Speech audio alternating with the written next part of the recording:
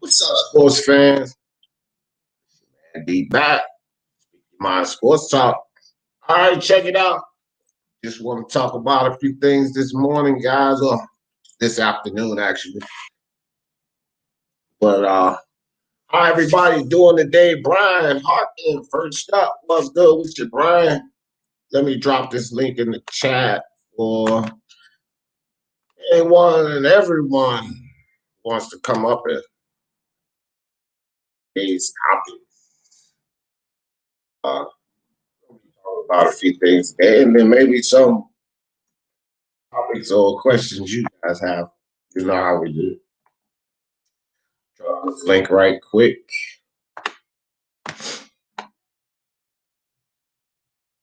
All right, so there's the link. Joshua Littlejohn, what's up with your fam? Jeff in the building. Brian, link. All right, so yeah, Errol Spence. Andy Ruiz, Tyson Fury back up to his foolishness. And as a matter of fact, I'll just start with him, with my guy Tyson Fury. Might as well. Actually, two of my fighters we're talking about today, Errol Spence and Tyson Fury. But we might as well start with Tyson Fury. And I'm convinced that Tyson Fury just really says things to get people excited, get people cranked up. That's what Tyson Fury does. That's all he does.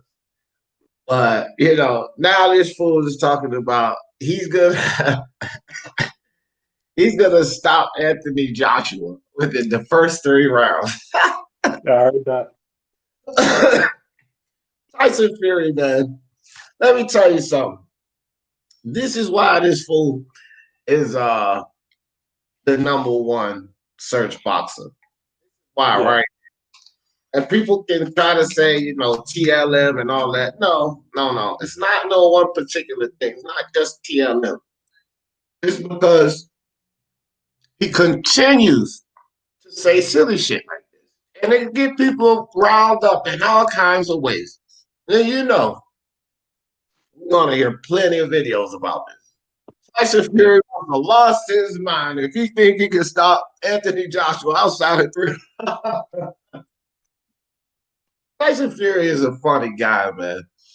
I'm telling you what, but whether I like Tyson Fury or not, it is no way. There's no way. I would not bet you guys money that this fool could drop Anthony Joshua outside of 3 rounds. That dude is so crazy, man. But I know he's just doing this to incite people, just to get the people excited. But that's what Tyson Fury does. That's his game. I'm convinced of it, bro. I don't even think he believes that nonsense. Did you hear the interview? Did you hear the interview? Yeah, I follow Tyson Fury. That's my guy. So trust and believe. I hear the foolishness that he says. You know what I mean? I don't try to act like it's not pure foolery because it is, but I just think it's hilarious. Punch drunk boxing in the building. What up with your brother? Ralph Unreal, what's good, Ralph?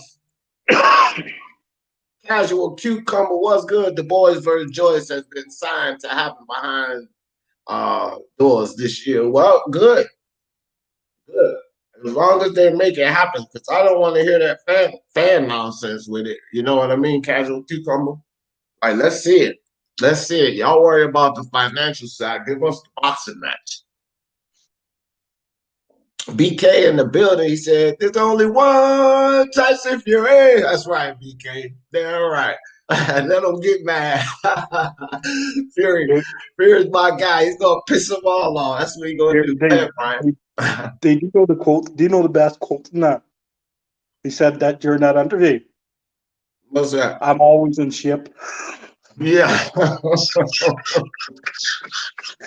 I got me pissed laughing that there. He goes, I'm always in shape. Yes, sir, boy. Tyson Fury's nuts. He's up there, He's completely nuts, man. I'm not even gonna lie. I just see some of the things he says, and I'm reading or I listen to his video, and I just bust out laughing. You know what I mean? Yeah. Knock Anthony Joshua out outside of 3 rounds. I'm like, come on, Fury. This is not wild. And what are you gonna catch or potentially catch going in there to do that? Because this is not a Deontay Wilder we talking about. You know, Tyson Fury go in there trying to rough Anthony Joshua up like that. Let's be perfectly honest. That ain't no damn McDermott or Cunningham. Yeah. You know what I mean? That's not a damn McDermott or Cunningham. You take that 1-2 from Joshua, you're gonna be in some serious trouble, buddy. That's for sure. Joshua's a better mid game than Wilder, anyway. Put it like that. And that's where he lived in the second fight, the mid range. Yeah. So if he tries to do that, I think he could be in trouble. So. And then another thing, Anthony Joshua is a much better finisher than Deontay Wilder. So, he gets, because Fury was able to get up in there and pop Deontay Wilder. You know what I mean? And he's not going to be able to do that with Joshua. If he gets up, even if he gets up from a Joshua knockdown, Joshua's going to know how to finish him, better than, in my opinion, better than what Deontay Wilder did. So it's just a danger factor even going up in there messing with. Can I say something? Go ahead. I don't think Anthony Joshua, he's a great finisher. He's big, he's strong, he's got all the attributes. I don't think he's the greatest ring IQ in the world. He doesn't see situations in front of him the way, he should, because when he put down Andy Ruiz, he went for the finish, and he didn't realize Andy Ruiz wasn't hurt, or he still had his legs in under him. He went straight for the finish. Right. It was a flash knockdown. Yeah. So I don't think he is the greatest ring IQ. That's one thing I think Tyson Fury does have, and boxing ability. Natural boxing ability over, Yeah, for sure. Right now, let's not forget Tyson Fury's my guy. So yeah, I'm not at all jumping on him. I'm just saying. I agree with you on that. Like Tyson Fury definitely has the ring IQ advantage, and he has the footwork. You know what I mean? Yeah, he has those things. They acumen the skill, but Anthony Joshua has other things in his favor, which makes this fight so close. I always say 50-50. I hear a lot of Tyson fans say, yeah, Joshua's not going to do this. I hear a lot of Joshua fans say Tyson Fury can't compete back and forth. But I think it's a close fight. I think it's a 50-50 fight. I have a 60-40 Tyson, but that's close enough.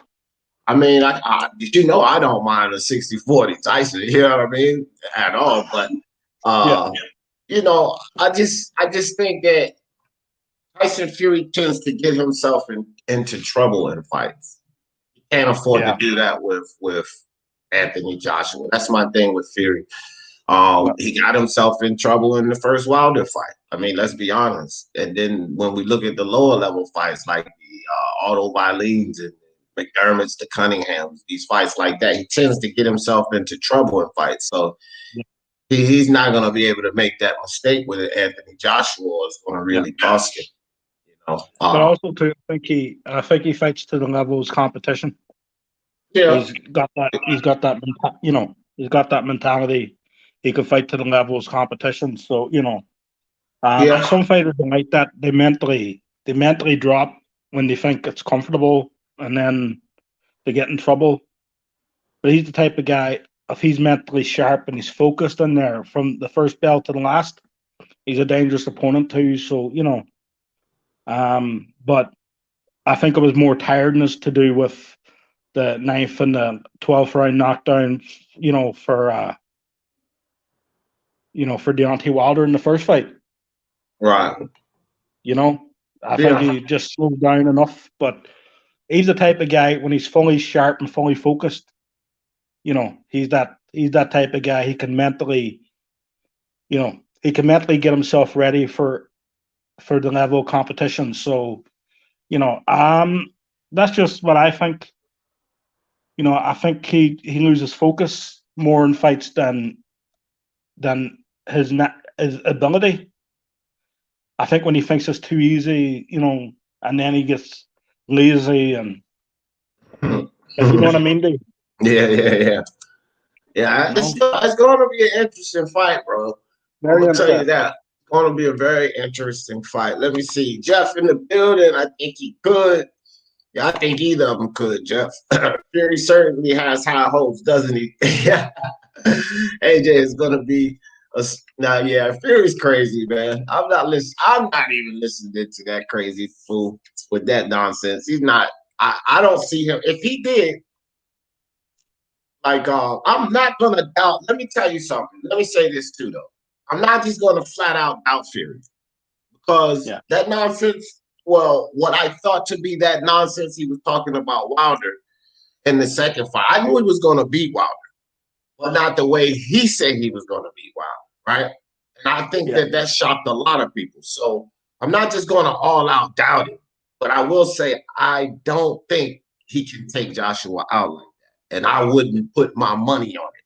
But I'm not just going to flat out say, "Oh no, he won't," because if he does go in there and take Joshua out like that, it'll be a lot of jaw drop. Like, holy shit. Because think about this, guys. Think about this.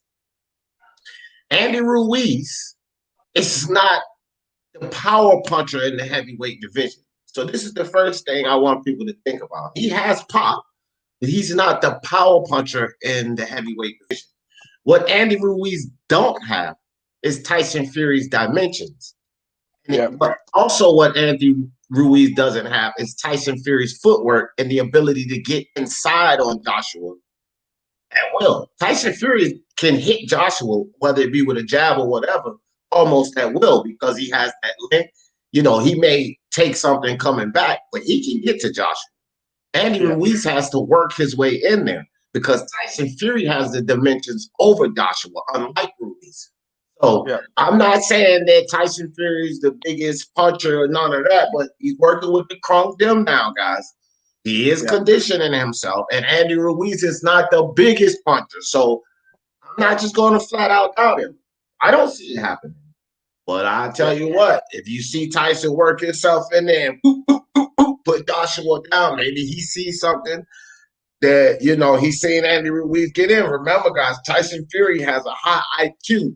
He can see flaws in other fighters. So we got to take that into consideration.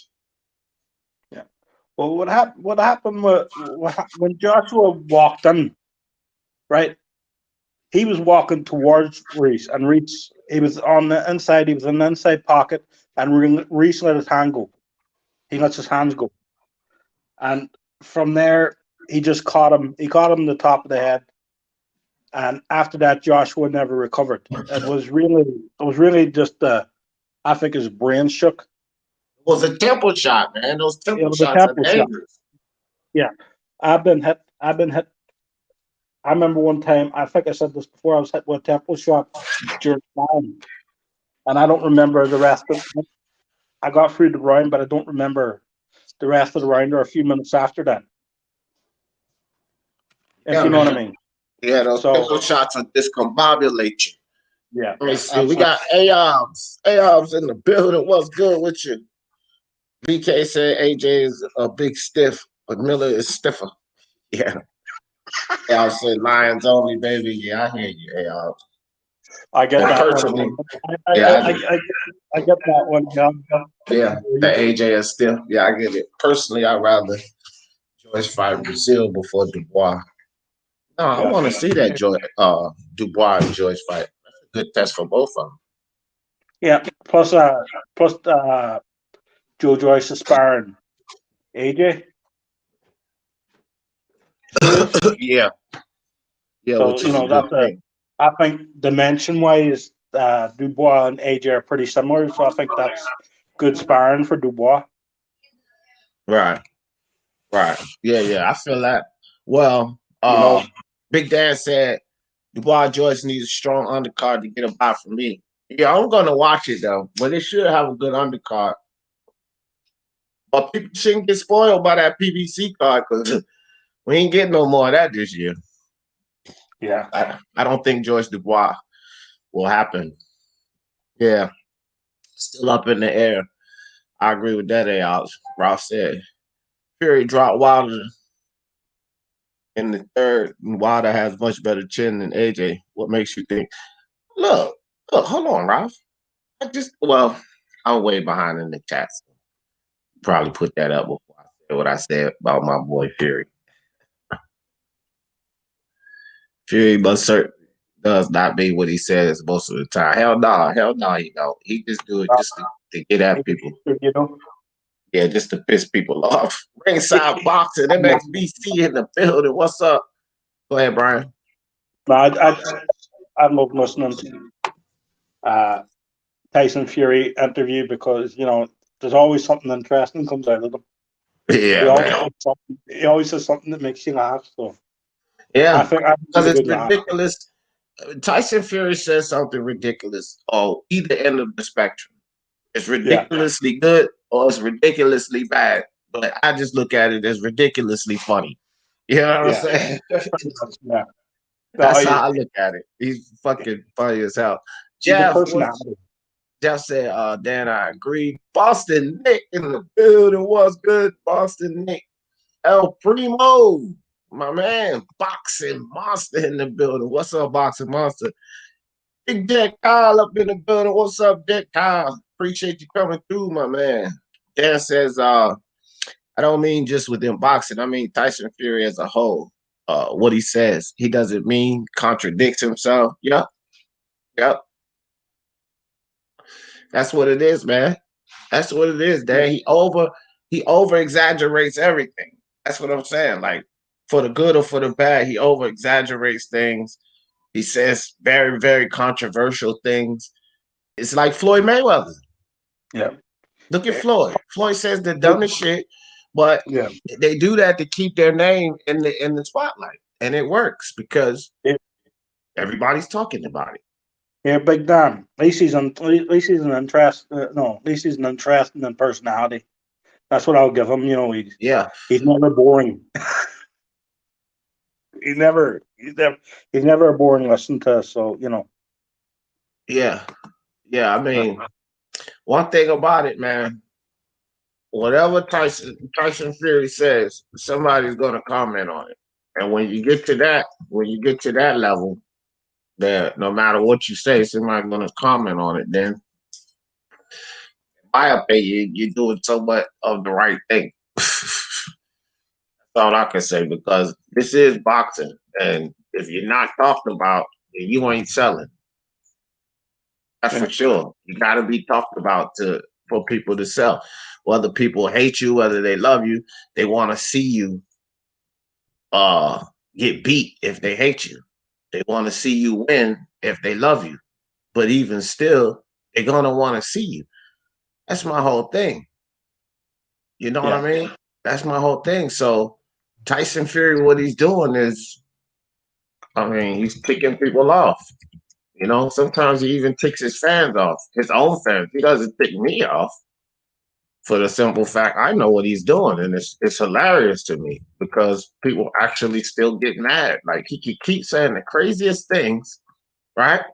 Says the craziest things, but people still get mad. And I'm like, bro, why y'all getting mad? Why? There's no point in it. Keeping himself relevant. That's the whole point. But go ahead, Brian. I know you was getting ready to say something. My bad. No, I'm just saying. It's just he's a hilarious listen to. Right? If you're ever freaking bored, go listen to a Tyson Fury interview. It's never freaking boring. He'll make you, if you take the funny part of it, if you see the funny side of it, he'll make you laugh. Because he will say some of the dumbest freaking shit. So he will. And then a few minutes later, then he will say something to contradict himself. It's absolutely hilarious to listen to. He is. He 3/4 of the time he makes me laugh. I think that's why I like him. Because he's a personality outside the ring. He's just not a good boxer, but outside the ring, he's got a good personality. And that's why I like him. He's not boring. No, you get some of these fighters up there that just really can't sell themselves, and then they depend too much on the promoters, and or like Terrence Crawford, they just have this attitude where, um, I'm not gonna put on a show or whatever like that, but putting on a show, doing the silly stuff Tyson Fury does, Adrian Broner did, putting on that type of show is what sells. Because Adrian Broner, he was another idiot, just like Fury. Yeah. Y'all know I beat that boy when he lost to Pacquiao. No, we don't. Pacquiao beat you easy. But what he come out and say, y'all know I beat that boy. That type of stuff sells for his next fight. It sells for his next fight. Because it's absolutely ridiculous. Manny Pacquiao beat you inside and out, and there's nothing you can say about it. Joshua, sorry, bro. I was just rambling on about that Fury thing, but I did leave your comment up. But it's a 3-inch reach difference with Anthony Joshua. It's a 3-inch height difference. So 3-inch reach, 3-inch height, and it's a IQ difference. So just think about all of that in conjunction. Let me see, man. We got some more people here. Low blow, MXBC in the building. What's good? PC Ply, what's up with you, fam? Appreciate you coming through. Julio Martinez, what's up? What up with you, Julio? Big Dan said Fury has always been a good puncher who has been downplayed because he doesn't have one punch knockout power. Yeah, he's a pretty good puncher. I like people say pillow fisted and all of that. I don't really necessarily agree with that. Big Nick in the building. What's good with you, Nick? Appreciate you guys. I'm gonna slide on down. Martin Ramos, what's up, Martin? Fish in the building. DJ Big Leg, he said, I see Tyson beating AJ. I agree with Brian, AJ. Yeah, boxing IQ lacking. If Tyson Fury uses the distance, stays on his toes, AJ will then tire. Yeah, see, that's sort of how I see Fury beating AJ if he doesn't get caught. Tiring him out, because like I say, people, AJ did a lot with his stamina and endurance, and I'm pretty sure he's doing that still. But facts are, Tyson Fury is going to have a better tank. And Andy Ruiz, he was popping Andy Ruiz, leaning on him and getting out of the way. It's going to be opposite in this Fury fight. Fury's going to be popping Joshua, grabbing him up, leaning on him. He's the taller guy, right? And then he's going to be wearing him down. Joshua gasses out on Fury, forget about it. Fury's going to box around him and beat him. And this is what I see. This is how I see Fury winning if he does, Fury has the power, strength.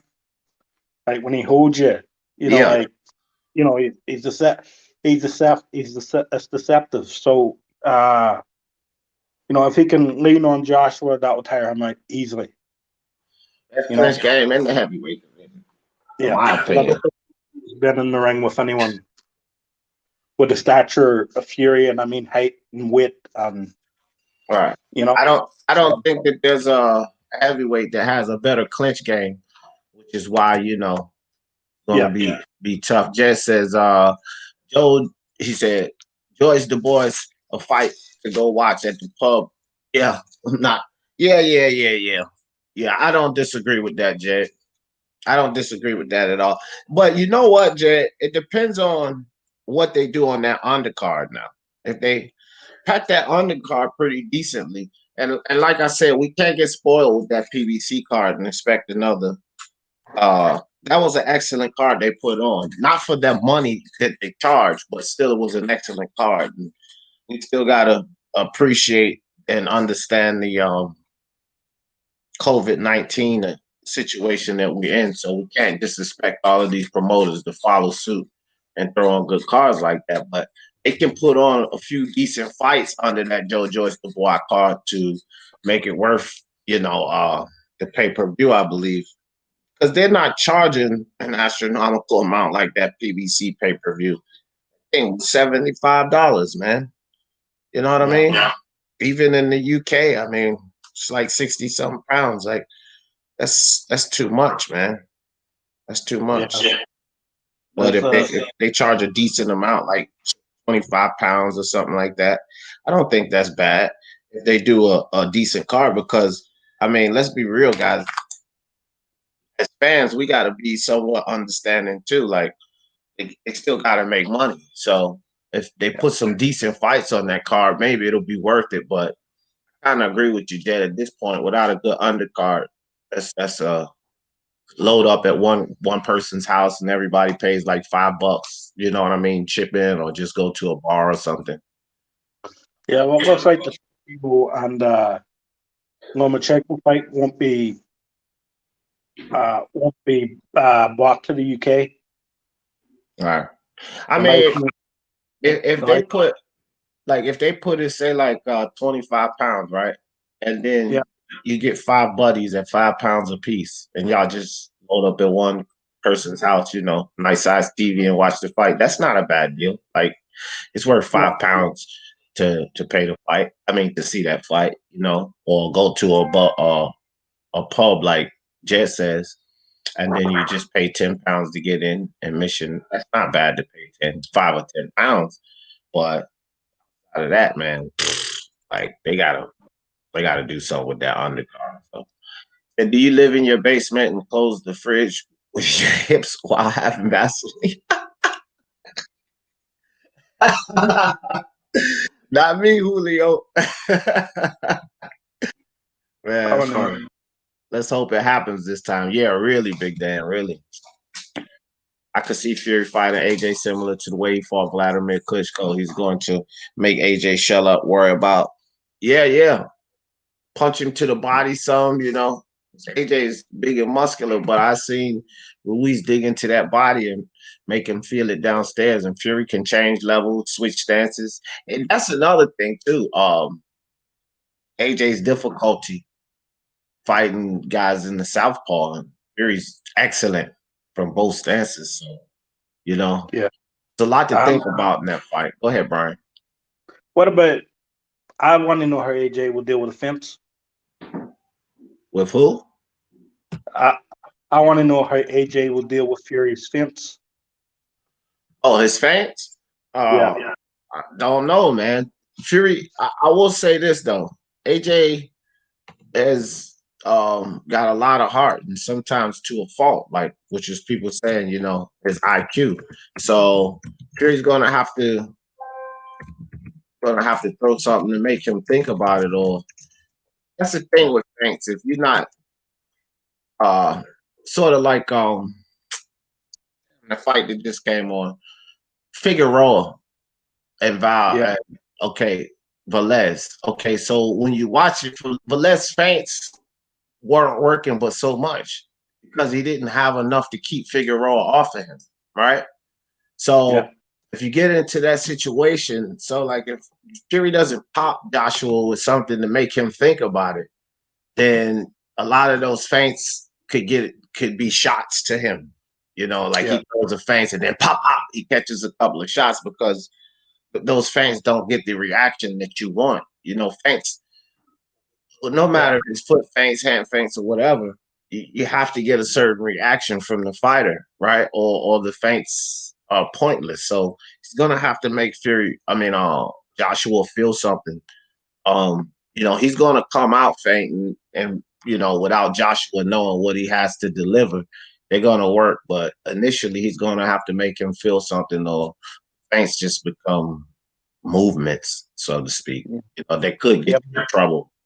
If a guy doesn't respect their feints, they could get you in trouble. Yeah, but a good feint could take you out of position.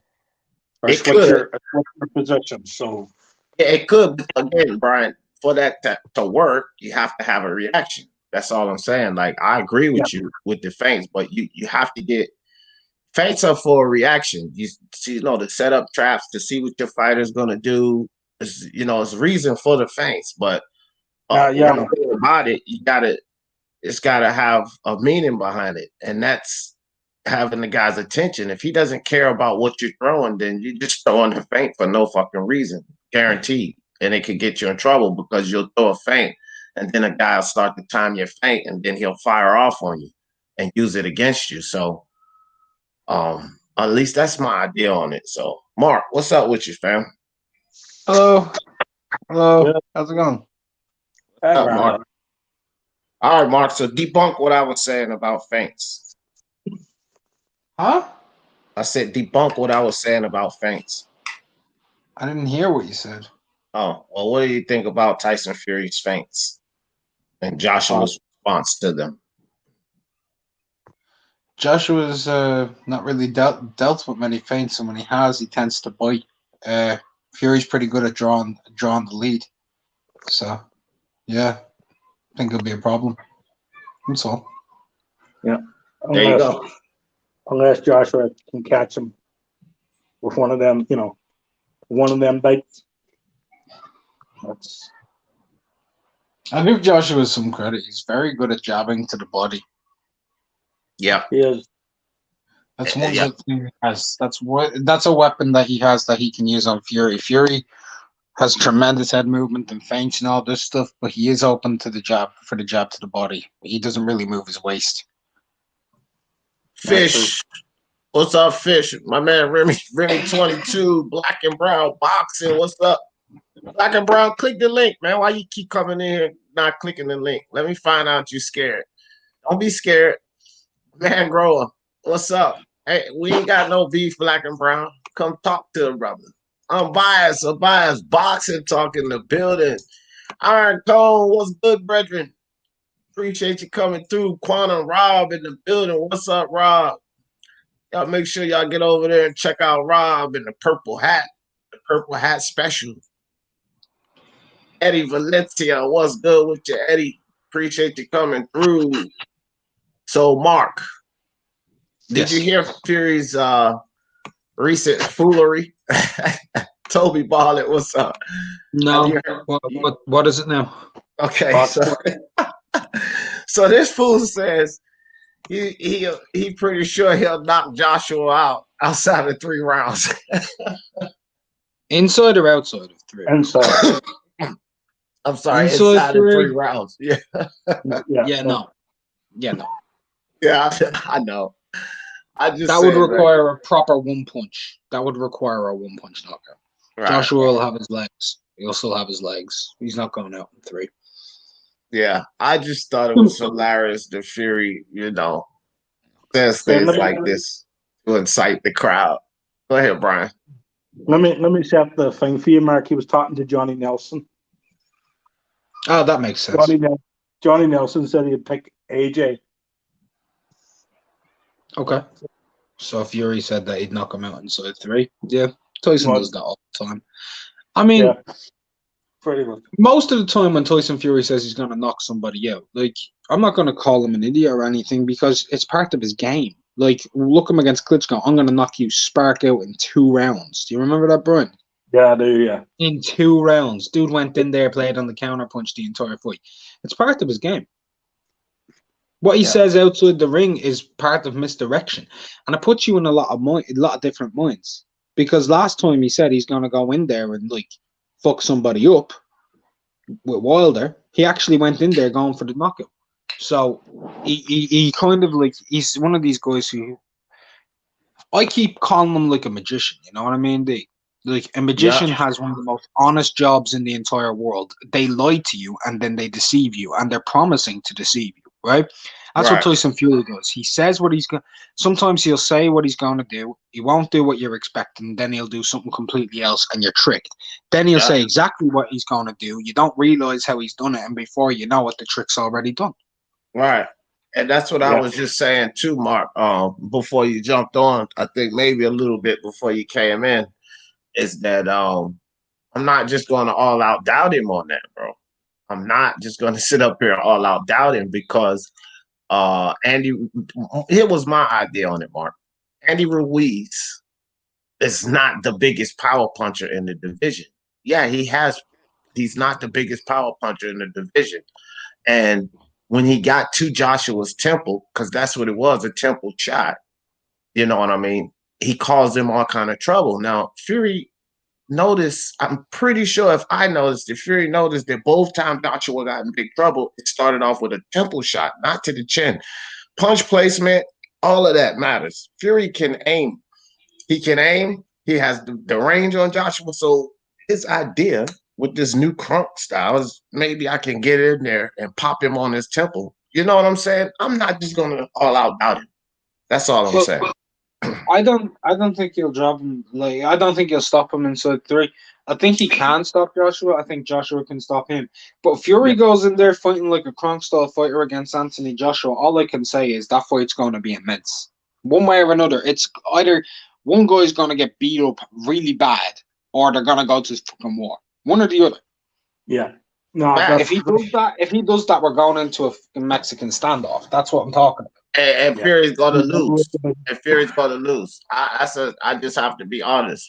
If he does that kind of shit, I think he's gonna lose. Now, maybe he can make Joshua miss and get him in trouble, but I would favor that to Joshua.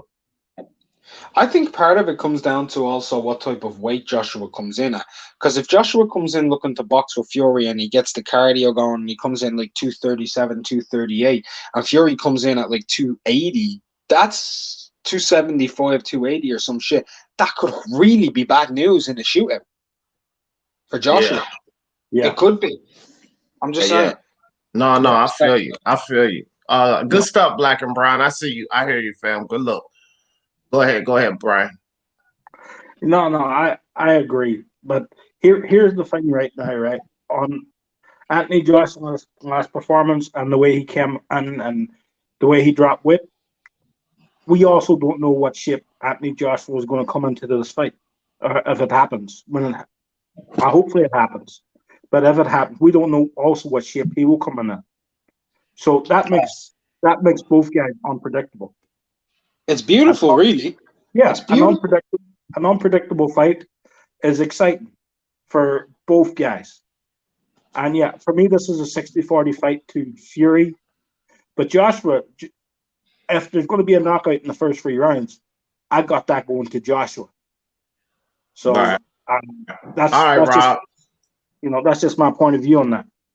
Right. So, yeah. Eddie Valencia says Fury must keep steady jab in the face and body, also changing kind of jabs up also. Fast, fleet jabs, heavy, stiff jabs, head, body, or body, head, jabs, and more, etc. Do you know something that I think Fury's going to do? Joshua's straight right hand is all right, but it's not his biggest weapon because it's very telegraphed, right? Yeah. His biggest weapons are his right uppercut and his left hook, right? They're his biggest weapons off of the jab. And I think there's a very strong possibility Fury could actually fight him as a damn southpaw. And people won't be thinking of it because he won't be as worried about the straight right as he is about the uppercut and he is about the left hook. And if he's fighting southpaw, he's going to be circling out to Joshua's left. That nullifies those 2 weapons. Right. Yes. Joshua Lil John, I think AJ said something in an interview a while back alluding to what you're talking about. Just going in there and going right at Fury. So it's I can't predict the future. Just no telling what his game plan will be, especially since he fought Ruiz the way he did and he's working on some things. But I think he has somewhat of an idea of that too. Is can Fury stop that? That's the question. And I think Fury has enough to counteract that type of attack. So we would just have to see. It's a great fight. Let me just say this. It is a very interesting. Yeah. I see a lot of people. Yeah, go ahead, Mark. I see a lot of people either picking Joshua by steamroll, knocking him out in 5, 6, 7 rounds, right? Or Fury putting on a master class and schooling Anthony. I don't think it's like that. I think this fight's going to be tetchy, awkward, confusing. I don't think a lot of casuals are going to really enjoy the first few rounds of this fight, to be honest. I think it'll start to light up as the rounds progress. But I think this is going to be a very cagey affair. And I'll be honest, I think it's going to be one of the most technically satisfying fights for someone like me. I'm going to see a lot of little nuances. And I'm not saying who I've got picked, I'm not saying, because I do have somebody picked, but I'm not confident at all. I'm gonna give something away. Oh, go ahead, Brian. Go ahead. No, I'm agreeing with Mark. That's not too confident. Like, that's what I'm saying. 60-40 fight. You know, Joshua has his weapons, Right. and if he utilizes them properly, you know, and if I say Tyson Fury is going to win, I can look very, very stupid very, very quickly. So, you know, but I do favor Tyson Fury. But you know, if Tyson gets knocked out, if AJ knocks Tyson out, you know, what can I say or do? Because, you know, he's capable of doing that. So, yeah. Well, you won't look stupid alone, because Raider will be stupid right with you. Fury beats AJ by decision, in my opinion, and I'll be stupid right with you, because I'm saying Fury wins. So it's just like this, man. Like I say, if Fury's my guy, it's a 50-50 fight because of the danger element that AJ brings to the table. He's not just a power puncher, he's a power puncher with skills. This is not like Wilder. And if Wilder was able to put Fury down, then no doubt in my mind, can AJ put him down? Here's the thing, though. Fury's gonna. I was just noticing this. I'll give a little something away, which is why I know he's gonna beat Wilder this time. But just in that second fight with Wilder, we know that Fury has that flick and jab. Well, with the Chrome Gem, bro, I'm telling you, I see him establish this stiff jab. Pow! He was popping Wilder's head back. Pow! You know what I mean? That stiff jab. Pow! That's Chrome Gem training, bro. Ben Davison wasn't giving him that. And that type of jab will give AJ a problem. That's something that I'm talking about, get his attention so that those feints mean more. That type of jab like that, that stiff jab, man, I'm telling you, bro. A different element. That's a much different element. Yeah, he also in that fight looked a lot more stationary, planting his feet. So that's the Chrome style. That's what I'm saying. Like, if he does that and he stands too long with Joshua, that gives Joshua an opportunity to full flourish, because I don't think Joshua technically is great at certain things, but in mid range when he throws flurries. He's as good as they come. Yeah, that is exactly what he does, and he is capable of knocking out any heavyweight in the world when he throws a flurry, or rocking them, like really putting. He can change the fight. He can change the fight with a 3-punch mid-range combo. He can. Yeah, facts. All day long. So that's very. That's why it's talked about too much. It's very interesting. Real quick, Junior in the building. D plus chat. What's up, Junior? Appreciate you coming through, fam. Punch Drunk say, Big Dad, prayers go out to the Commander-in-Chief, First Lady. Oh, yeah. The COVID thing. Yeah, no doubt, man. They'll be okay. That's fake news. Fake news. It's fake news. We're okay. Yeah, whatever, man. I don't even want to talk about none of that stuff right now. Let's stay on the boxing topics. But our virus is going to be huge. What, Mark?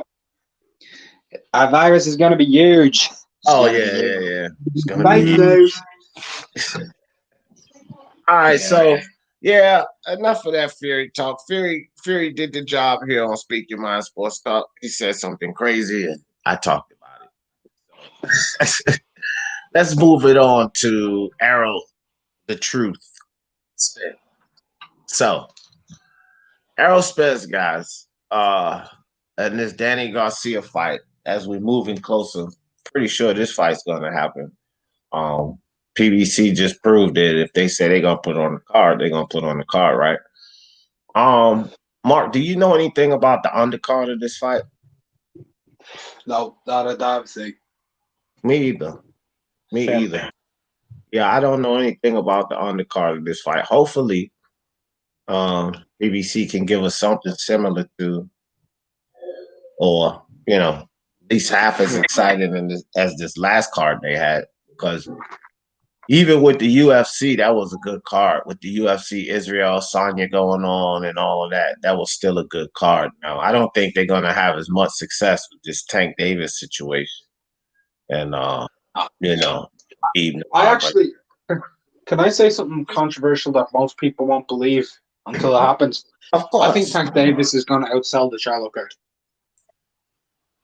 I don't think that's controversial because from what I'm seeing so far and the couple of hints that I got on what the numbers are, it's possible. Actually, let me change my statement. I think Tank Davis and Leo Santa Cruz together are going to outsell the Charlo. Yeah, that's why I say it's possible. Because people don't like to admit it or anything, but Tank actually has a pretty strong follow-up. He does. He has a lot of and fans. so does Leo. And so does Leo Santa Cruz, man. I mean, those two guys could actually put on a couple hundred. I wouldn't be surprised, man. It wouldn't shock me if they put on 200K. Yeah. Yeah. No, yeah, you said, I was on your stream yesterday and you said that. And then I went home and I thought about it, and I actually came back to the conclusion that I do agree with you on that. So it's not shocking to me. It might have been shocking yesterday because I was thinking on it, because I said only 20 people would buy it. And that is Leo Santa Cruz's immediate family. I was joking, of course, but they actually have they do actually, like, if I do, let's say, a post fight on Tank, whatever, I'll always do more views on my videos doing Tank than I will on a lot of other fighters. Like, I get more views for Tank than I do for Lomachenko or Teofimo. Honest to God. Yeah, I believe you. People actually come out. Like, if you do a full live stream on a Gervonta Davis fight and you get on there at the right time, you're going to get 30,000, 40,000 live stream views, bro. Straight up. Yeah. Yeah, he's a pretty popular guy. I ain't even gonna lie. Then Leo Santa Cruz is popular as well. He's a name everybody knows. We've known about Leo for years. Every boxing fan knows Leo Santa Cruz. Yep, that's true. Fact. That's true. Fact. I remember him mostly from the Jackal, but like, I heard of him beforehand, but that's the first time I really had a close look at him. Yeah, and that those two fights didn't really do any damage to his career. If anything, they did better for him. Even if he lost one. The fact of the matter is, those fights were class to watch. They were excellent fights. They were fights that I was thinking, I wish I had have actually gone up to the first fight, to be honest, Brian. I was thinking about it, but I was like, nah, no point really. And I sat there and I was watching it. I'm like, I should be in there with that crowd. Yeah. That'd be great. Yeah. I tried to get real quick, Brian. Mark, but it was sold out. Yeah, real quick, Brian. Gaza, what's up with you? Gaza stepped in the building. B Space in the building. He said, I'm a Fury fan, but I think it's trilogy is a cherry pick. Well, it's contracted in B Space, so that's the thing. You know what I mean? G-Man Boxing, what's up with you, brother? Appreciate the super chat. G-Man says, big up D in the panel. I think Tank can outsell Charlo card too. Yeah. I think that's a possibility too. I mean, that makes three of us. I agree with Mark as well. Chain with Ice, what's good with you, fam? Appreciate you coming through. I'm not. Hey guys, I see all of you guys' politic comments. I'm leaving those out purposely, so you guys go at it, have fun with it. Tank is more pop than the Charlos. Yeah. I was talking to someone about this, right? One thing I don't like is how many people are happy that the Charlo card's doing bad numbers. I'm actually kind of sad that it's not doing great numbers, because you as well as I do know that we need numbers right now in boxing, and that card was stacked. And it was, as a boxing fan, you watched the card, I watched the card, Brian watched the card. Were we not entertained? Yeah. Yeah, I was definitely entertained. Shout out one fight I didn't enjoy. Yeah. Oh, my bad. Go ahead, Mark. No, go ahead. Do your super chat. Yeah. Shout out to Quantum Rob with the super chat, man. He said, enjoying the show. God bless. Keep it up. Salute, chat. Appreciate you with that, Rob. Y'all get over there and check out Quantum Rob with the purple hat. Don't miss it. Go ahead, Mark. Yeah. it was a stacked card. The numbers aren't doing great, and it's kind of sad because I do want to see, I want to see one of two things. I want to see promoters like really put more effort in, but I also don't want to. I want to see pay per view fail, but I also want to see it succeed because the prices are too much. They need to lower the price in America. It's astronomical. It is astronomical. I'll be frank. $75. It's too much. People can't afford that, man. That's a premium. That's a premium. I'm sorry, but like depending on what state you're in, you can get it. I'm not gonna say that, but you can get some certain favors from a certain certain I individual. We got you. Okay. For 70. I I'm not gonna get monetized anyway, but I'm already in trouble. I did a video on that. So you know, anyone that wants to go listen to my thoughts on that there, you know, then go watch my video, plugging myself.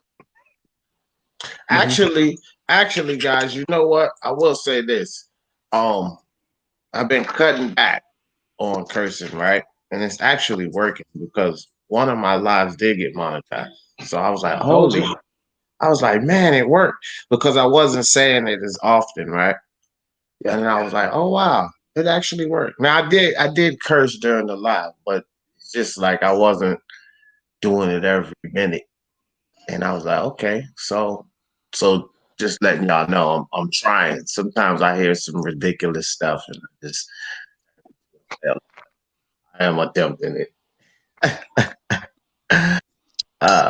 Yeah, but okay, so back to Errol Spence, Danny Garcia. The whole thing with the not sparring.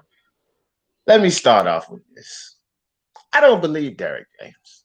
I'm telling you that right now. Whether it's light sparring or to the body, you know, whatever. I don't believe Derek James.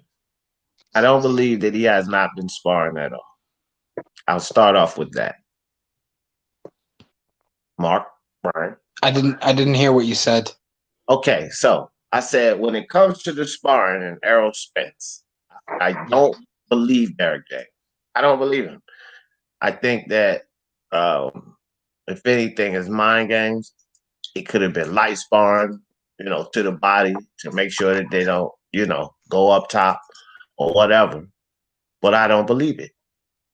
And I'll start with that idea and get your guys' thoughts on that. Okay.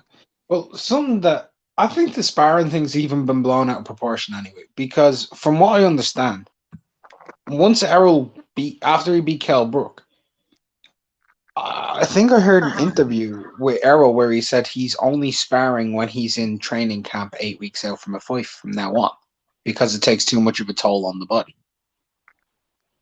to try and preserve himself. And that was something to do with his conditioning coach. Because he feels battered and bruised in the ring. So he only does it 8 weeks out instead of doing like 16, 20 weeks of sparring. So I don't, if that's the case, like I'd say he's probably done light sparring just to see if he can take a little bit, you know what I mean? But yeah. I legit, I do think he hasn't been sparring because he said he doesn't spar until 8 weeks, 7 weeks out anyway. So.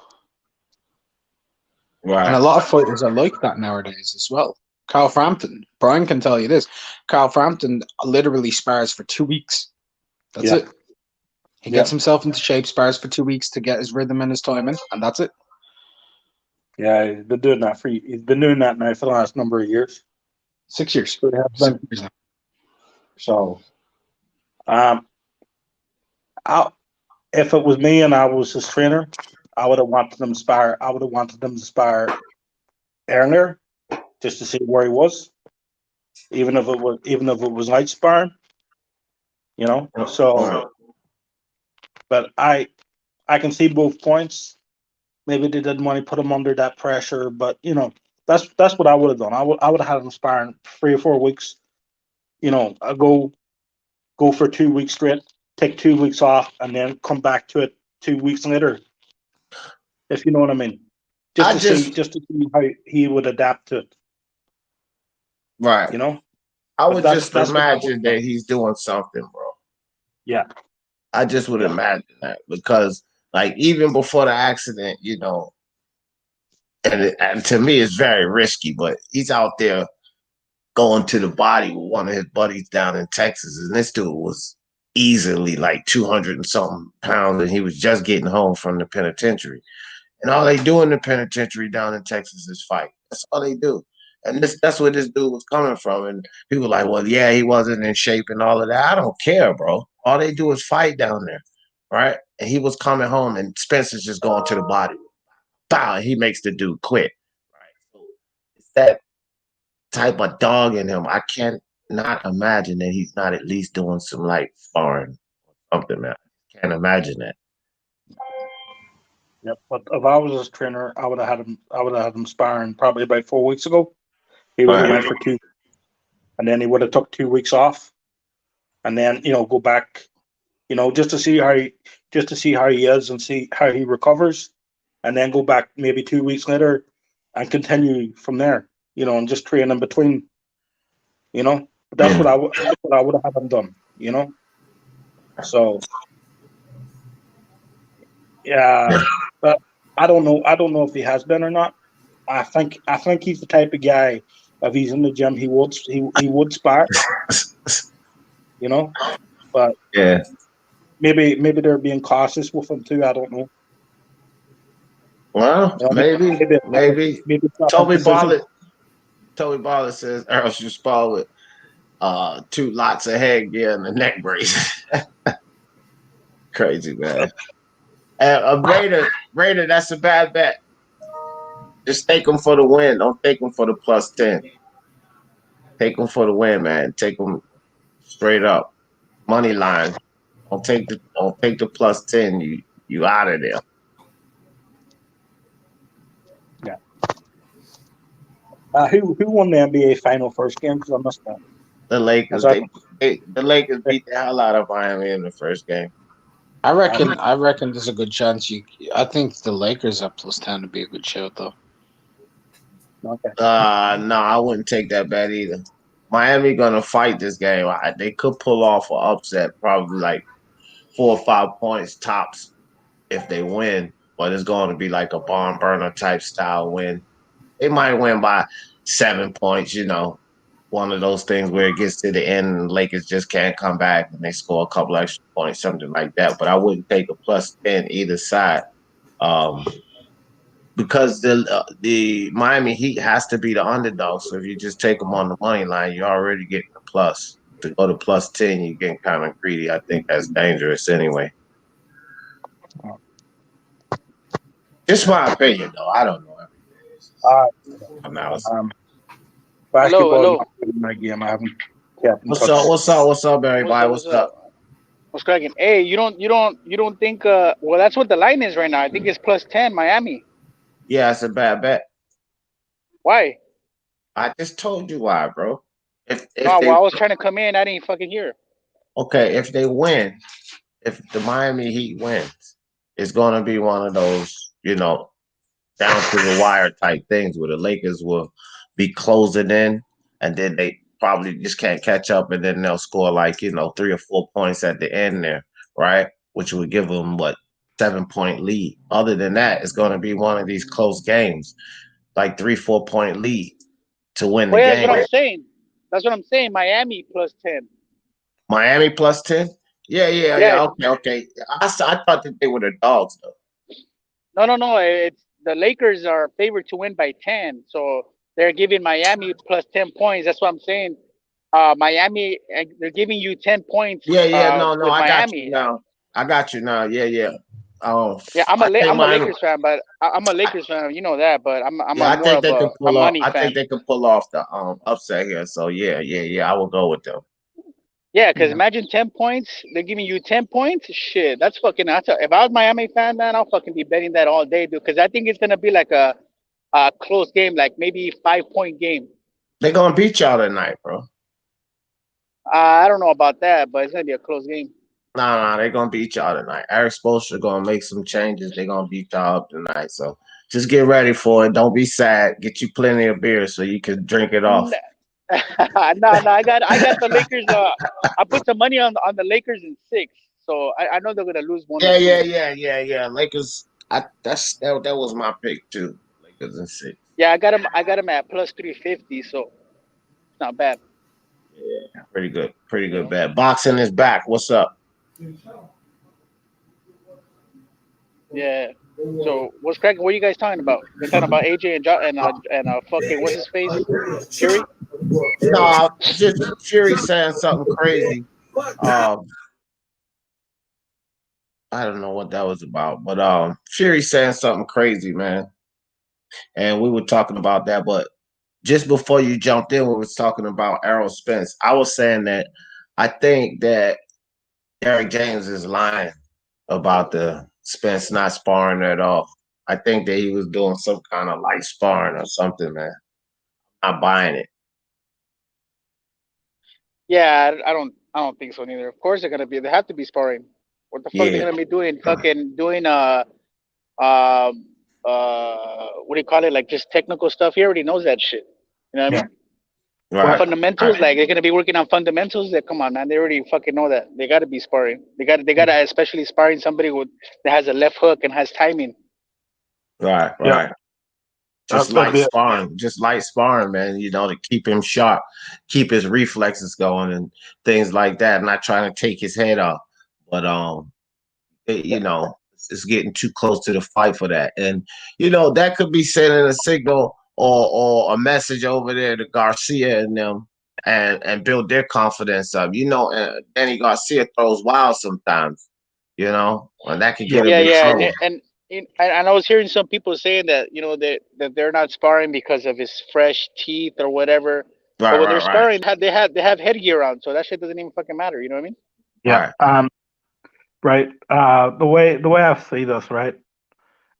If he's not sparring, that's going to be a culture shock on fight night. But no, he has to be sparring. Even if you take those freaking fights,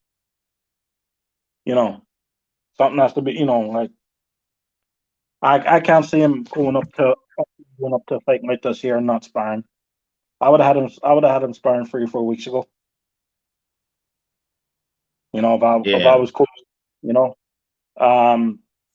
as I said before, I would have had him sparring 4 weeks ago. I would have sparred him for 2 weeks straight. Take 2 weeks off, see how he recovers, and if he recovers well, go back in this week and next week, and take another couple of weeks off. That's how I would have done it with him. Because for him it has to be, for him on this one, it's just not physical preparation, it's mental preparation. He has to go into this fight confident and believing in himself and having no doubts in his chin and other things. He has to be tested.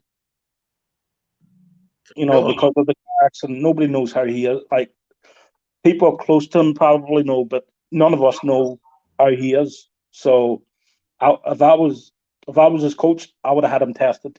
I would have put him up against the best sparring. I would have got him the best sparring partners, some of the best guys, Right. But that's what I would have done these. So yeah. It's like a fucking race car, right? You fuck up your car, whatever, it's not working right, and then you're gonna go over there, you're gonna go over there and race somebody else, but you don't do any test runs. Come on.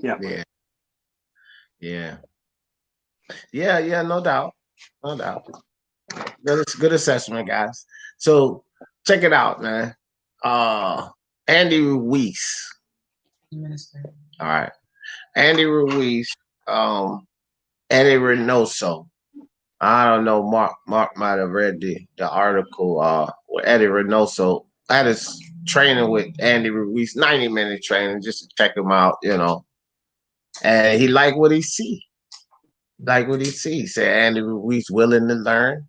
Here's the thing. I think Andy Ruiz has promise.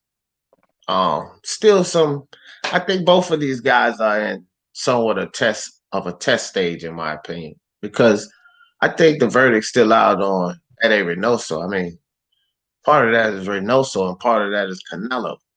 And then when you look at his success outside of that, let's see what this guy got. Can he make Andy Ruiz? I think Andy Ruiz discipline is what's most in question here. But can he turn Andy Ruiz to a different type of fighter? That's the question.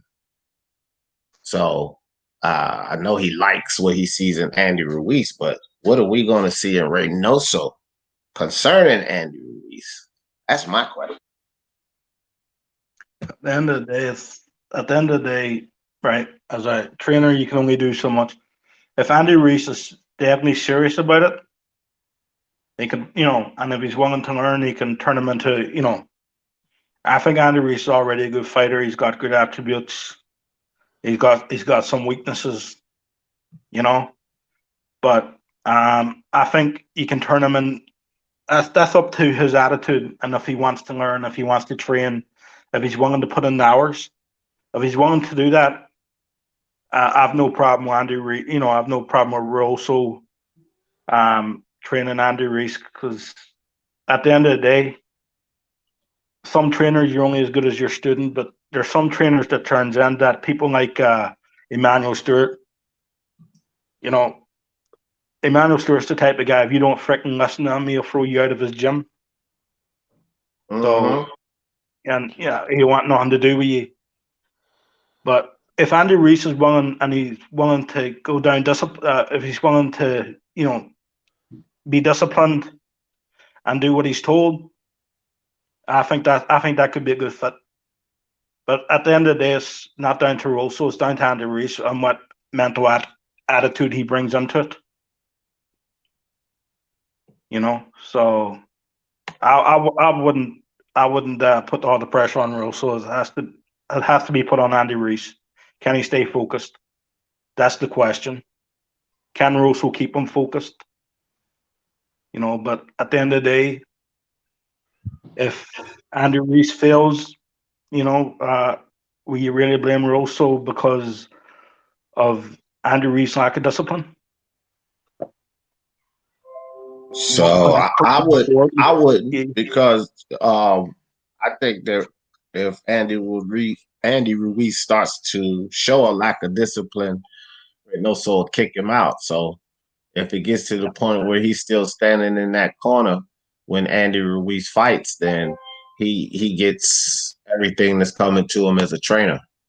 I hope so. He's made it perfectly clear that he's not going to tolerate lack of discipline. Now, if that's his stance and he's still standing in the corner, then we can't use that as an excuse, because whatever lack of discipline Andy Ruiz may have had, then he accepted that because he's standing in the corner behind him, right? Yeah. So he got to take everything that's coming to him. Yeah, but let's let Raider or Mark dump in there right quick, Brian. See what their thoughts is on that. I hope he'd throw him out as a trainer. Yeah. I think he was this. What do you think, Mark? Huh? What do you? You didn't hear all that? Brian just spoke his mind. Was you listening, brother? I was placing bets. Oh my. Eddy Reynoso, Andy Ruiz. Oh yes. Andy's training with Eddy Reynoso. Fights. He was meant to fight late this year. It's been pushed back, I believe, till next year. Right? They pushed back till next year. Yeah. Areola. Yeah, I don't think that's just down. I think that comes down to Eddy Reynoso. Actually, the reason that fight's been pushed back, I think he wants more time. I think he wants to get Andy in a better shape. Eddie's a great trainer. A lot of there's an echo. Who's on that? Probably me. Go ahead. Yeah, Eddie's he's an exceptional trainer, but it does come down to Andy Ruiz. Andy Ruiz needs to remain dedicated. If he stays dedicated and doesn't mess about too much, like, he'll be a threat to anybody in that division. SYMST's too good, and he's got incredible stamina, especially for a guy of that weight. It's kind of startling just how fit he is. So I put it all down to Andy, really. I mean, I think any trainer could do well with a focused Andy Ruiz. That's being honest. I think he's just dangerous, and he knows what he's doing in the ring. He knows how to fight. He's just a born fighter. So, but I like the idea with Eddy. Eddy Reynoso will know way more than I would, and if he's liking what he sees from Andy Ruiz, that's good. I know that if Andy Ruiz doesn't dedicate himself, Eddie will fuck him out of the gym. That's what I was saying too. And also, Mark, Eddy Reynoso alluded to what you were just saying. He said that Andy Ruiz has this willingness to learn new things, and he's adapting well. Like he's adapting well to that body movement, that upper body movement. And let me tell you something. A guy his size adapting to that upper body movement is a dangerous Andy Ruiz. I'm gonna tell you that right there. So I'm just interested to see what Reynoso can do with this guy. Raider, what do you think? Reynoso, Ruiz combo. Yeah, man. I think Eddie's one of the best trainers out there. The only thing is it's kind of weird because like with Valdez, when he got Valdez, I think he's trying to change Valdez too much to the point where Valdez is not as good as he was. Same thing with Luis Neri. They're not the fighters they were before. I'm not saying they're worse, but it's just like a different style, which in they're kind of like stuck on habits, their old habits, and trying to adjust to new habits that Reynoso's teaching them. I just don't hope that happens to Ruiz. I would like to see Reynoso actually go and try to sharpen those skills they already have instead of trying to change their style. You know what I mean? I don't know. That's what I think. But yeah, man, if he said he already likes what he sees, that might be an indication that he kind of already has the style that he's kind of accustomed of training. So maybe he could just sharpen those tools, use waist movement, a little bit more waist movement, slip punches a little bit better. He kind of already does, and hopefully learn how to cut off the ring a little bit better, and yeah, lose a little bit of weight. And he'll be dangerous, man, for anybody. You know what I mean? Yeah, for sure. Just gotta see, man, and we won't be able to see until next year. But I'm gonna be watching because maybe Robles wasn't the right coach for him. Maybe it was Andy, maybe it wasn't. But I think it's a combination. Coach got to be more than just the guy to train you what to do in the ring. Sometimes he's got to motivate you to do what's necessary to be a champion, and he has to be able to get through to his fighters. And if he can't do that as a trainer, maybe he's good at technique, but he's not good as a trainer for that guy, for that particular guy. So not to take anything from his former trainer, but maybe Reynoso can demand discipline and get through to Andy Ruiz and let him know that this is what it's going to take. So who knows? Appreciate you, Mark. I don't know if you fell off or you had to go, but appreciate you coming through. But yeah. So I don't know, man. It's going to be interesting. Let's see. Let me get to the chat here. See what they're talking about. All right, guys. I'm going through everything but politics. Die Hard Casuals in the building. What's good with you, fam? Yeah, I ain't messing with that politics stuff. You two, Andrew Caldwell versus Adrian Broner. I hadn't seen that. Something funny. Y'all talking about Adrian Broner. Yeah, he's a rapper now. I don't know about this. What y'all think about that Adrian Broner, Keith Thurman nonsense? Is that what y'all talking about in the chat? Hey, D, they pushed fucking the Tank Davis fight, huh? Back? Did they? I didn't even hear anything about that. I heard it through the grapevine. I don't know if it's true or not, but they pushed it back to I think the end of October, if I'm not mistaken, or they're trying to push it back. I don't know. If you want to look into that, I don't know if somebody else in the chat knows about that. No, I haven't heard anything about it, but I haven't heard nothing about it either. So Yeah, but I mean, as soon as I do, Yeah. What is going? Well, it's not directly going up because of time difference. Not going up against Geechee. I do know. I do know they agreed to the Joe Joyce and Dubois behind closed doors, and they get ready to announce a date for it. Yeah. So now they're not requiring fans. Go ahead, Ray. No, that they moved the venue too for the tank fight.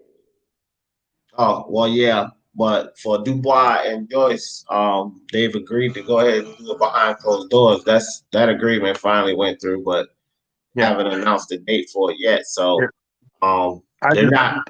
That's a good sign that they're not going to hold that fight up for fans. I'm gonna jump back out and jump back in real quick. I have you on speaker. Right. I don't know how to take that shit off. All right. Yeah. So I think that's a good thing that they're not going to require fans. That way they'll have it, regardless. Yeah. No, that's true. All I heard was sometime in 2020. That's happening. They didn't mention a date, so I'll say it'd be November or early December. But that happens. I'll say late November or early December. I'll say we'll get that. Well, as long as we get it. Brown Ball One, what's good with you, fam? Appreciate you coming through. I ain't even see you creep up in here. Buddy Aces, MXBC. What's up, Buddy Aces? Timmy Nealon in the building. What's good, Timmy Nealon? We got Layton. Layton, what's good, Layton? Yeah, they did. So it don't compete. Okay, so they did push it back, so it don't compete with the UFC, is what Layton said. All right, thanks for that update, Layton. Fight with the crowd. Yeah. Well, yeah, they don't have to have that crowd. If you talk tank fight with a crowd, I don't know. I don't know if they care about that because they're probably going to do pay-per-view on that, most likely, Timmy. Apparently, they're talking about a small number of people. Yeah, Alamo Dome, October 31st, down in Texas. Buddy Aces says MXBC with the report. Dragon Leg in the building. What's good with you, dog? Appreciate you coming through. Big Dan said Gervonta Davis versus Neil Santa Cruz, Naoya Inoue versus Maloney, and Alexander Usyk versus Derek Chisora all on the 31st of October. Damn, that's a nice day of boxing right there. That's a nice day of boxing. Not all on the same card, but definitely a nice day of boxing events going on there. Yeah, for the boxing fans anyway. Pez. Oh man, yeah. Is it true both fighters won $10 million for that fight? I don't know, man. These dudes are nuts. Ain't nobody paying. How they gonna make $20 million out of a fight with those two idiots? I know. I heard Broner wants 10 and Fang wants 10. Yeah, but that's $20 million just to pay them. I know. Man, they're not getting that kind of money to fight each other. Those fools are crazy. I don't know. You know what would be surprising if they did get that kind of money? There'd be a lot of boxers pissed off. The boys versus Joyce agreed with no crowd. Yep. Yeah, Jay. I was just saying that. Not too long before you stepped in, Jay. But appreciate you coming through, Jay. Hey, look, everybody, make sure you guys hit the like and share it if you can, because YouTube not sending out. Yeah, that's for sure. They just don't like Jefferson. I say some things they don't like. All right, no, they didn't push it back to compete. It doesn't, man. Yeah, it does, man. Yes, it does, Big Dan. It's Khabib Nurmagomedov and Dustin Gaethje. That's a huge event. That's definitely strategic on viewership, because although UFC has their fans and boxing has their fans, they have co-fans. Yeah. And so when the big UFC event is over with, then they want to pull some of those fans, because a lot of these fans have plenty of money to spend. So they'll buy both pay-per-views. No problem. Buy that one. Buy that one. No, I don't care. It's my mom's credit card anyway. And so, that's what happened, period. So it definitely strategic to keep it away from that Khabib Nurmagomedov Justin Gaethje fight. I would have to disagree. I think that it's definitely strategic to keep it away from that fight too much. Yeah. Raider dropped a link in the chat for anybody who'd like to take a look at that. Yeah, that's what I say, J-Rod. Or North Keith Thurman, not fighting Broner. You know, he said, I didn't even read that right, Jay. He said not worth $10. Well, that's 10 million. Yeah, that's funny, man. Yeah, but neither of them are worth 10 million. All right, that's what's up, Raider. Yeah, that's what's up. Just let me know. I'll drop the link where you want to come back in. If I'm still rocking, I probably will be. Me and Brian or whoever.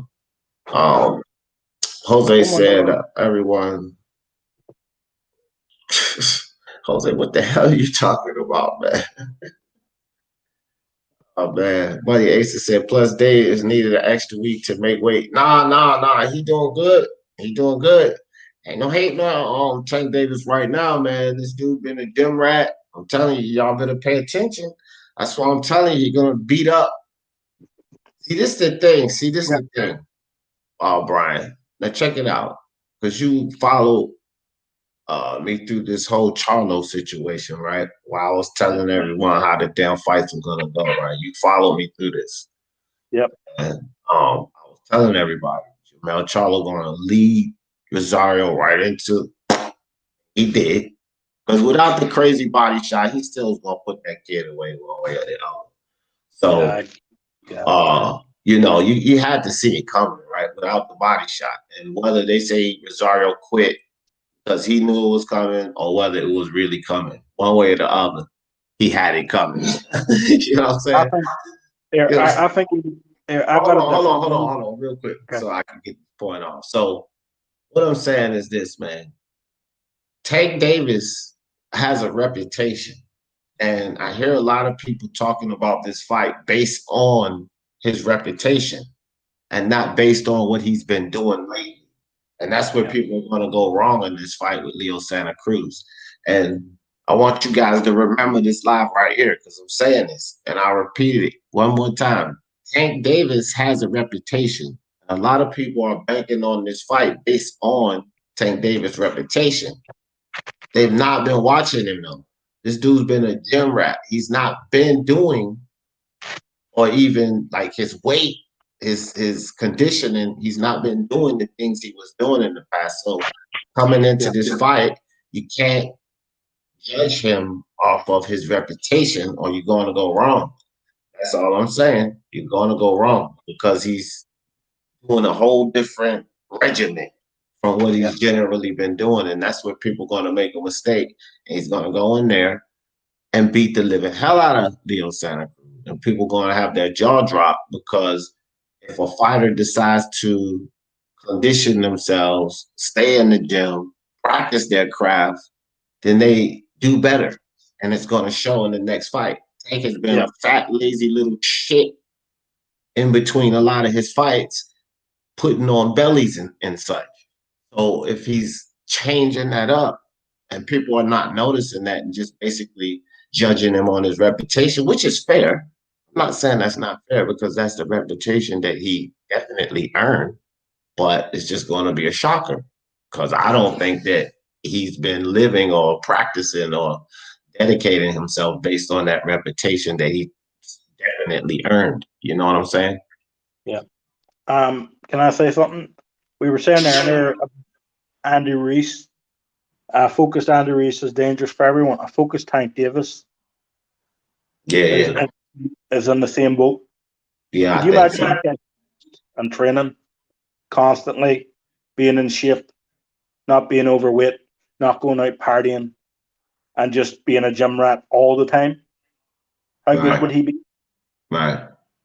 And that's the question. And every time I'm looking on his page and stuff like that, I see him working with a different trainer or whatever, just kind of learning some new tricks, fighting these guys. He's got the I can't remember these twins, these boxers, probably little fast guys like Santa Cruz. He's getting ready to start sparring them. So he's studying, man. He's in the gym. He's doing different from what Tank Davis usually does. And I think that's a dangerous Tank Davis. That's all I'm saying. What's up, Mark? You're back. Yeah, sorry I dropped off. My net died. Yeah, so we were just talking about Tank Davis and Santa Cruz, and I was just saying that I think people are judging this fight coming up more based on Tank's reputation than what Tank's been currently doing here these past few months. That's fair. I mean, that tends to be the nature of most people who break things down. Like, there's an old saying, right? You're only as good as your last fight.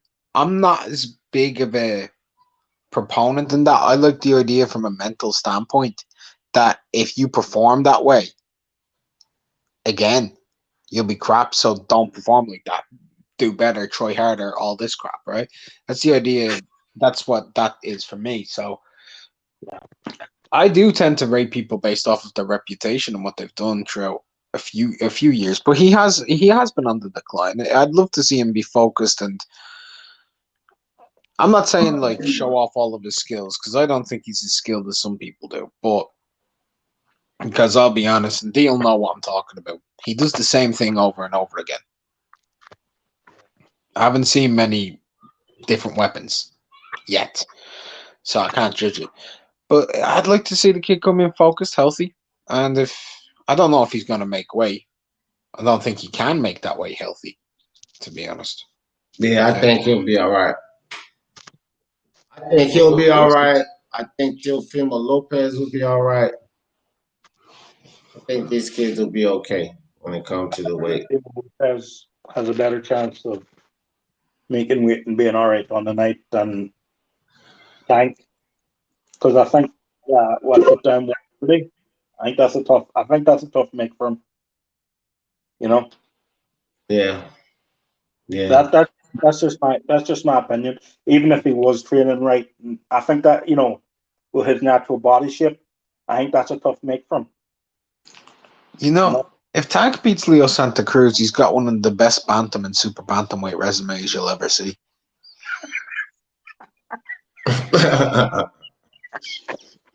I'm not joking. He's got a lot of bantamweights on there. Yeah, Philo just said Tank has been fighting bantamweights for 5 years. It's true. Yes. Yeah, man. But I had to for the most part. One that I won't say that was one like Pedraza, because that dude's fighting at 140 right now, and he's looking decent. Yeah. But then again, people will be like, well, people will bring up some type of excuse. Pedraza was weight trained. Then why was he fighting at the weight as a world champion if he was weight trained? Yeah. I don't know.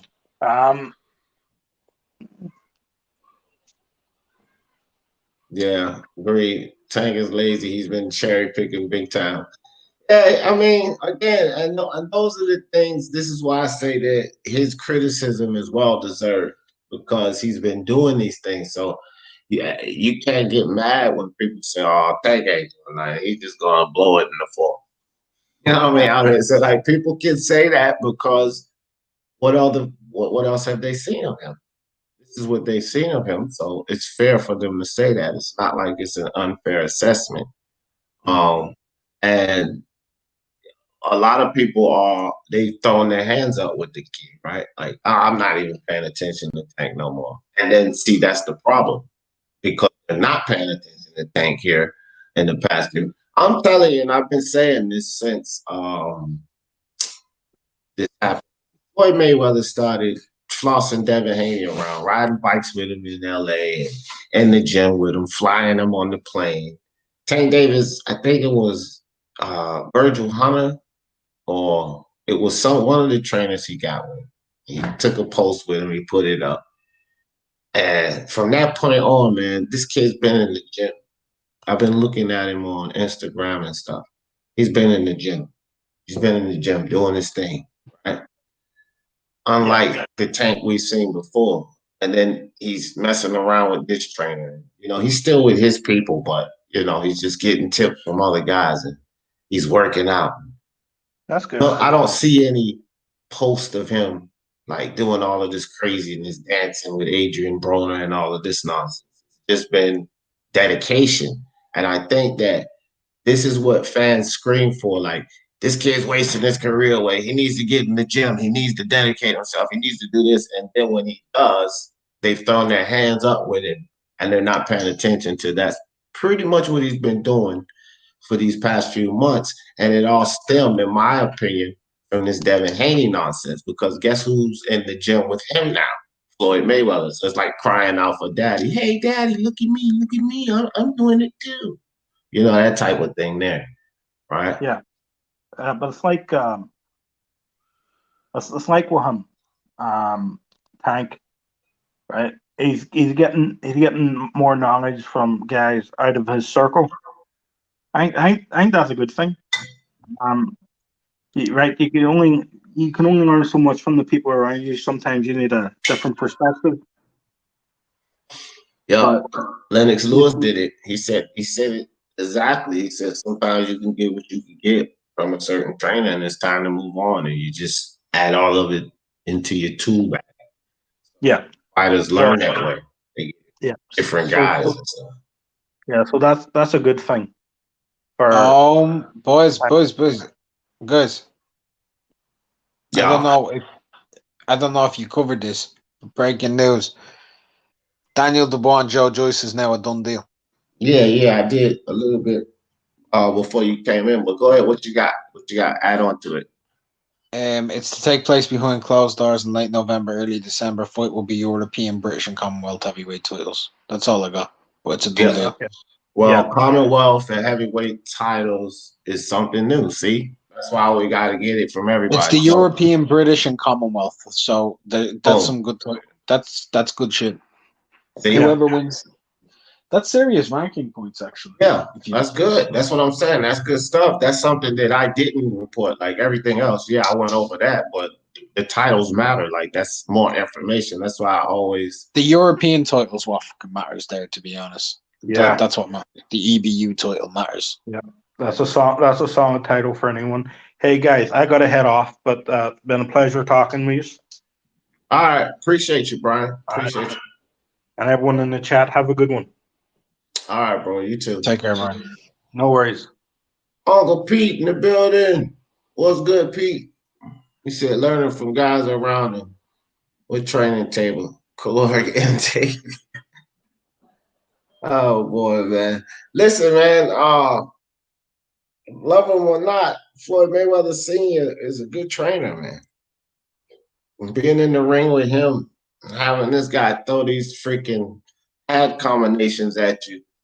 You know, listen here, man. That's good training, Uncle Pete. I gotta tell you, that guy knows how to train a fighter.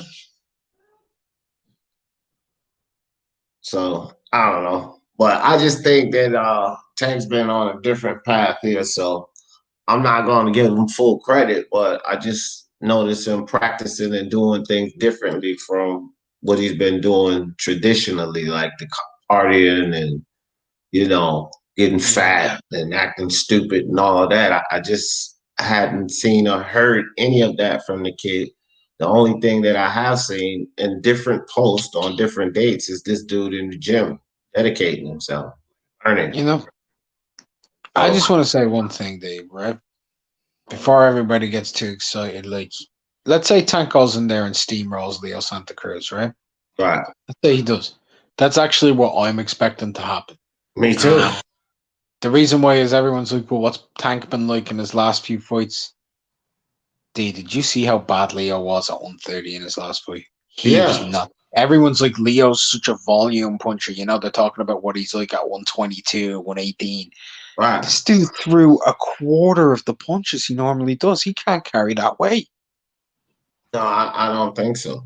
I'm telling you, I don't think so. I don't think he ever really had a problem. His size, I don't think there was ever really a problem at 130. At 126, yeah. I don't think there was really a problem at 130 besides Andy Ruiz situation, just lack of discipline. That's it. That's all I think it was for Tank, lack of discipline. And he'll be able to make 130 solidly. He will. 135 he can make comfortably. He's having these issues because he's just not disciplined. Pretty much. Yeah, that's just what I think it is, bro. I think he's a good 130 pounder and, you know, And I comfortable think I 135. think Leo's a very good 122 pounder. Right. So, I mean, he's going to get beat up.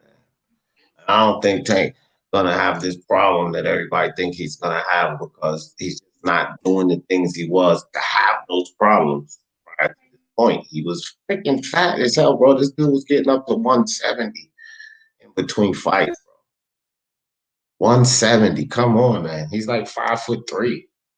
What the hell? 170? Really? In between fights? No. No way. So whatever. Yeah. We shall see. We shall see if round 8 comes and he starts gassing like a Maybe we'll see. We'll see. D, I'm Yeah. sorry, but I gotta go. I don't want to leave you. I'm getting ready to shut it down Okay. too. So appreciate you coming through, man. No doubt, no doubt. All right, everybody. Yeah, I'm getting ready to shut it down. Timmy Nealon, Demon Squad, what's up with you? I see you, my man. But I appreciate all you guys coming through. Just wanted to talk a little bit about Spence, Tyson Fury's crazy ass, and Andy Ruiz. So appreciate you. Y'all know how I always in this thing. For the love of sports. Talk about it. Peace.